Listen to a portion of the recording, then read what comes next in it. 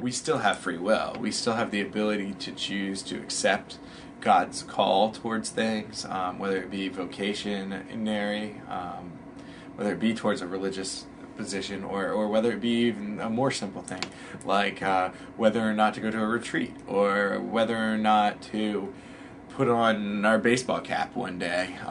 We never know what kind of effects that has, and God doesn't want us to be puppets. We're not marionettes. That's not the purpose of existence. If that was the purpose of existence, God would make marionettes and he'd play with marionettes. He wouldn't have created such a sophisticated thing.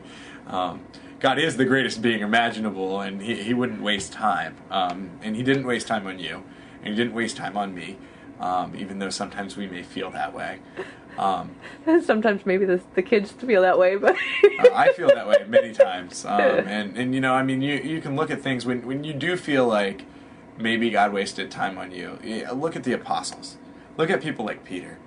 Peter constantly messes up. Peter gives me hope, because I am awful. I am constantly messing up. Every time I think I'm back on the straight and narrow, I weave off. And, you know, some of you guys drive, some of you guys don't. But, you know, when you're steering the steering wheel, you know, there's nothing worse than that feeling when you all of a sudden are, like, getting a little drowsy and, like, you start to go a little bit to the left and you're like, oh!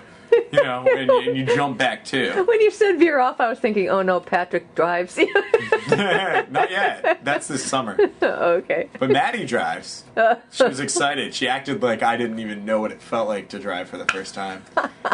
Yes, I know what it feels like, Maddie.